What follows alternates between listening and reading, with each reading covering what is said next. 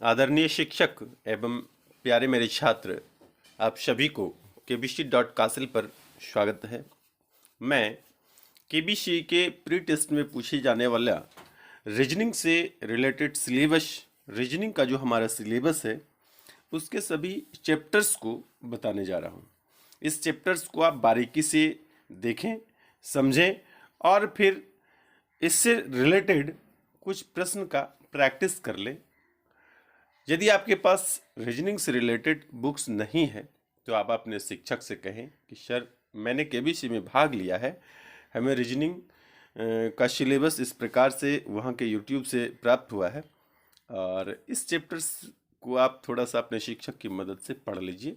निश्चित रूप से प्रश्न जितने भी पूछे जा रहे हैं वह बहुत बहुत बहुत ही आसान रहेगा। हमारी टीम आपको प्रोत्साहित करने के लिए, आपको पढ़ाई के प्रति प्रेरित करने के लिए, आपको मोटिवेट करने के लिए, आपके उत्साह को बढ़ाने के लिए इस कार्यक्रम को आयोजित करती है। इस कार्यक्रम को आयोजित करने में आपका सहयोग होना अनिवार्य है। आपके सहयोग के बिना हमारा कार्यक्रम सफल नहीं होगा। आप हमारे कार्यक्रम में भाग ले रहे हैं, इसके लिए आप धन्यवाद के पात्र हैं। हमारी टीम और मैं खुद अपनी ओर से आप लोगों का बहुत शुक्रिया अदा करता हूं, बहुत बहुत धन्यवाद करता हूं। आइए हम लोग सिलेबस की ओर बढ़ते हैं।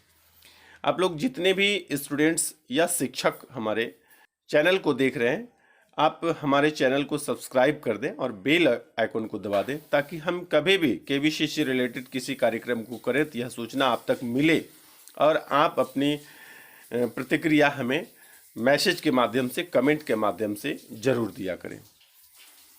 आइए तो हम लोग शुरू करते हैं।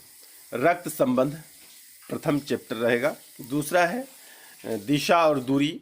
तीसरा है सदृश्यता। सदृश्यता का सिमिलरिटी जो मैंने इंग्लिश लिखा है, इसका इंग्लिश दूसरा भी होता है। श्रृंखला, सीरीज जिसको बोलते हैं। सीरीज दोनों प्रकार के रीजनिंग में पढ़ते हैं हम लोग, वर्बल रीजनिंग में भी और नॉन वर्बल रीजनिंग में भी। हम आगे चलकर इसकी चर्चा करेंगे थोड़ा विस्तारित करके। आकृति पूर्ति, फिगर कंप्लीशन जो होता है। और छठा है आकृतियों की गिनती। और सातवां है दर्पण प्रतिबिंब। आठवां है कागज को मोड़ना और उसको काटना। नौवां है आकृति निर्माण।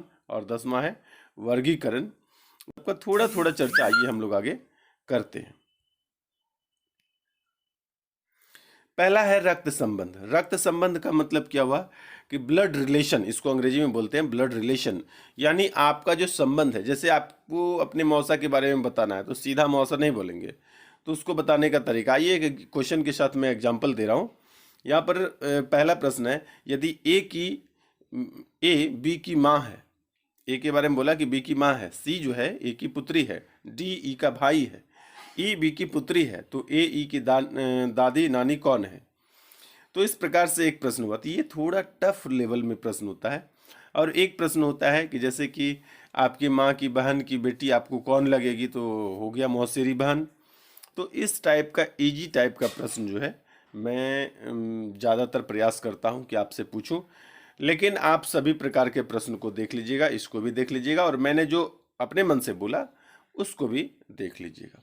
आइए अगले चैप्टर पर चलते हैं। दूसरा है हमारा डायरेक्शंस, यानी दिशा और दूरी। दिशा और दूरी का प्रश्न हम आपको यहाँ पर दिखाते हैं। तो निर्देशित किया गया है कि पूरब जिधर सूर्योदय होता है उधर पूरब होता है, दाएं तरफ दक्षिण, बाएं तरफ उत्तर और पीछे तरफ पश्चिम हो जाता है। आइए यहाँ पर आपका दिशा का एक प्रश्न दिया हुआ है, टेकआउट मैंने किया हुआ पहले से। कह रहा है विकास उत्तर की ओर 10 मीटर चलकर बाईं ओर मुड़ जाता है और फिर 15 मीटर चलता है। इसके बाद वह बाईं ओर मुड़ता है और 10 मीटर चलता है, फिर चलना बंद कर देता है। जब वह चलने से रुका तो उसका मुंह किस दिशा में था, ये आपको बताना है। तो सोचिए, पहले उत्तर की ओर चला, फिर बाएं मुड़ा। बाएं मुड़ने का मतलब यहाँ पीछे मैंने यही फिगर यहाँ पर दिया है। बाएं मुड़ा के मतलब किधर मुड़ा?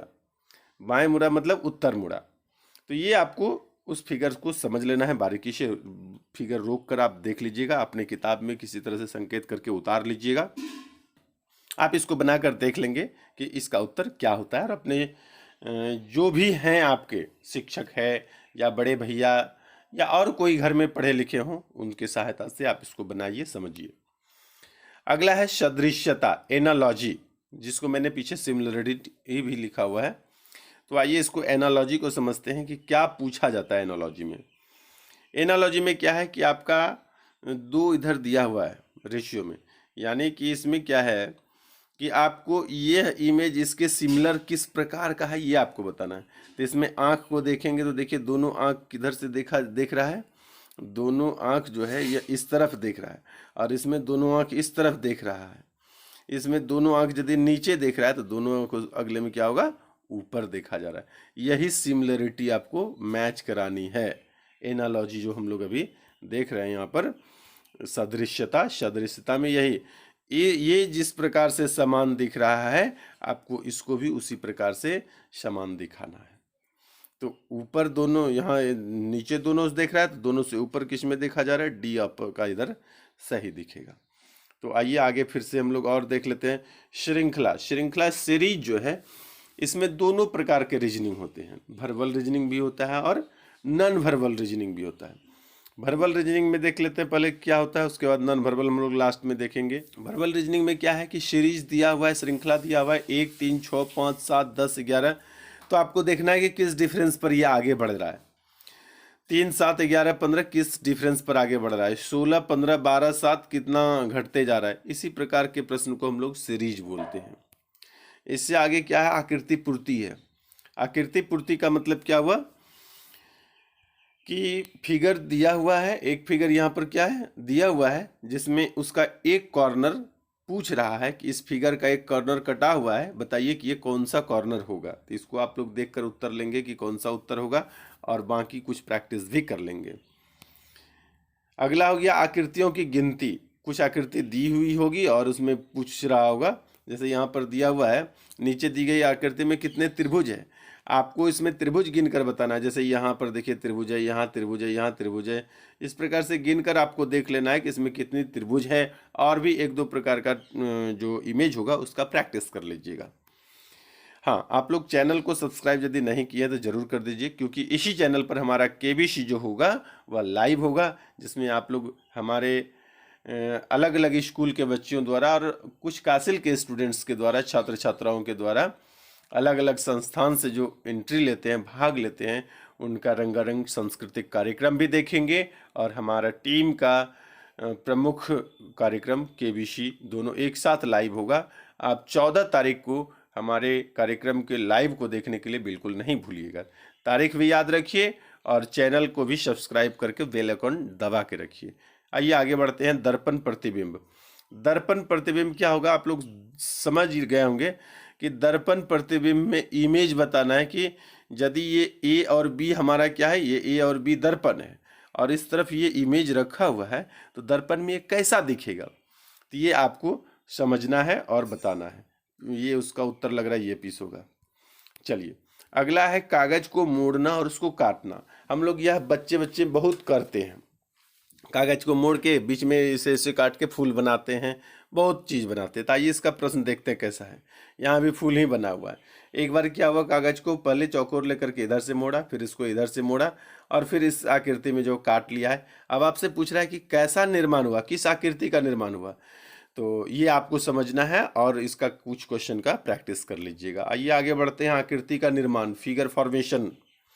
तो आकृति के निर्माण में क्या है कि इस प्रकार का है, सबको यदि जोड़ेंगे तो कौन सी आकृति बनेगा, यह आपको बताना है। तो हमको लगता है कि यह आकृति बनेगा, आप लोग देख लीजिएगा अपने तरीके से। मैं बता नहीं रहा हूँ, मेरा काम यहाँ पर बताना नहीं है, चैप्टर्स को बताना काम है, रीजनिंग को बताना नहीं, इसलिए आप लोग अपने तरीके से देखिएगा, समझिएगा। आइए क्लासिफिकेशन है, यहाँ पर वर्गीकरण है और नॉन वर्बल सीरीज में यही आता है। इसमें क्या है कि इमेज का रोटेशन हुआ है, जैसे इसका एरो इधर है, इसका एरो नीचे है, इसका एरो इस तरफ है, तो अगला एरो किधर होगा, इस तरफ होगा। इसका एरो इस तरफ, देखिए नीचे, फिर इधर, तो फिर ऊपर। तो ऊपर एरो है आपका इसमें भी और इसमें भी, तो आप सोचिए कि कौन सा उत्तर होगा। आप थोड़ा अपना दिमाग लगा कर देखिएगा। तो इतने 10 अध्याय मैंने लिया है, 10 अध्याय से प्रश्न रहेगा और इस 10 अध्याय का निश्चित रूप से आप लोग बढ़िया से प्रैक्टिस कीजिए। संभव है कि 10-12 प्रश्न, 10 से 15 के बीच प्रश्न की संख्या रीजनिंग की रहेगी। रीजनिंग बहुत इंपॉर्टेंट है यदि आप अपने आप को कॉम्पिटिटिव एग्जाम या किसी एग्जाम के लिए फ्रेश करना चाहते हैं। आप हमारे इस वीडियो को देख रहे हैं, आप केबीसी में भाग ले रहे हैं, निश्चित रूप से आपकी काबिल, आपकी प्रतिभा, आपका सोच अन्य से बेहतर है। जब तक ना हो सफल नींद चैन को त्यागो तुम, संघर्ष का मैदान छोड़ मत भागो तुम। कुछ किए बिना जय जयकार नहीं होती और मेहनत करने वालों की कभी हार नहीं होती। आप मेहनत करेंगे तो आप जीतेंगे भी। जब तक किसी काम को किया नहीं जाता तब तक वह असंभव लगता है। तो आइए आप लोग केबीसी में भाग लीजिए। बहुत बहुत धन्यवाद।